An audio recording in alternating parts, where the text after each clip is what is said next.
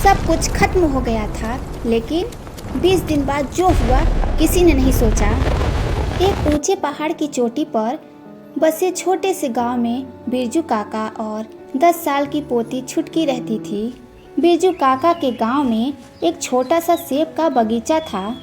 उनकी पूरी दुनिया बस छुटकी और उन सेब के पेड़ों के इर्द गिर्द सिमटी थी।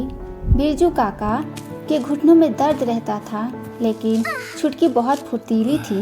वह पेड़ों की देखभाल में काका की मदद करती और शाम को ऊंचे टीले पर बैठकर उगते सूरज को देखती।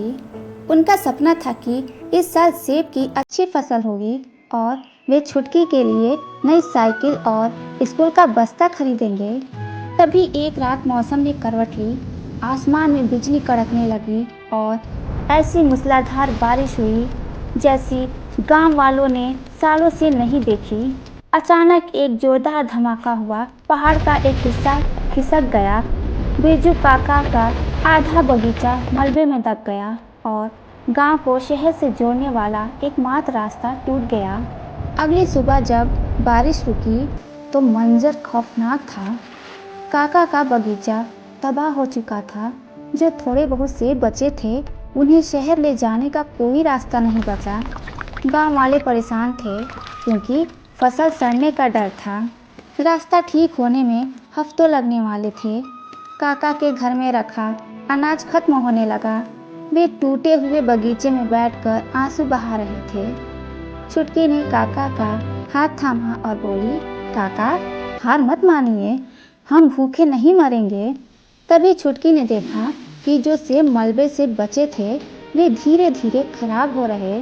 उसने सोचा कि अगर इन्हें बेचा नहीं जा सकता तो क्या इनका कुछ और बनाया जा सकता है। छुटकी को याद आया कि उसकी माँ, जो अब इस दुनिया में नहीं थी, सेब को सुखाकर और उसमें कुछ मसाले डालकर बहुत अच्छी सेब का चिप्स और मुरब्बा बनाया करती थी। उसने काका को यह विचार बताया। काका पहले तो हिचकिचाए, लेकिन फिर उन्होंने हिम्मत जुटाई। उन्होंने बचे हुए अच्छे सेबों को इकट्ठा किया। छुटकी ने उन्हें साफ झरने के पानी से धोया और काका ने अपनी पुरानी छुरी से उन्हें पतले पतले टुकड़ों में काटा। दोनों ने मिलकर आंगन में बड़ी बड़ी चटाइयाँ बिछाई और सेब के टुकड़ों को धूप में सूखने के लिए रख दिया। रात को वे उन्हें ओस से बचाने के लिए अंदर रखते। छुटकी ने जंगल से कुछ दालचीनी और शहद इकट्ठा किया ताकि उन्हें स्वाद डाला जा सके। बाकी गांव वाले उन्हें देखकर हैरान थे। कोई उन्हें कहता कि पागल हो गए, सड़े गले सेबों से क्या होगा। लेकिन काका और छुटकी ने किसी की बात नहीं सुनी। उन्होंने हफ्तों तक कड़ी मेहनत की। उन्होंने सेबों से सूखा नाश्ता, जैम और मुरब्बा तैयार कर लिया और उन्हें मिट्टी के बर्तनों में सुरक्षित रख दिया।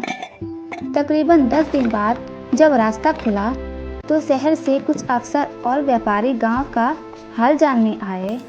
बाकी किसानों के सेब सड़ चुके थे, लेकिन जब वे काका की झोपड़ी के पास से गुजरे तो उन्हें सेब और दालचीनी की मीठी खुशबू आई। एक बड़े व्यापारी ने काका का बनाया हुआ सूखा सेब चखा और उसके स्वाद और खुशबू से दंग रह गया।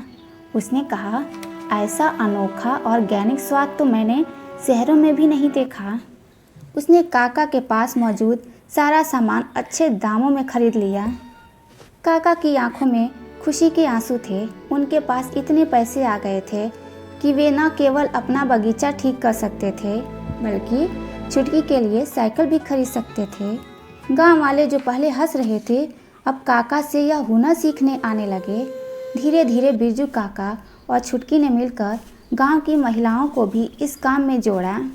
अब वह गांव सिर्फ सेब उगाने के लिए नहीं, बल्कि दुनिया के सबसे बेहतरीन पहाड़ी एप्पल चिप्स के लिए जाना जाने लगा।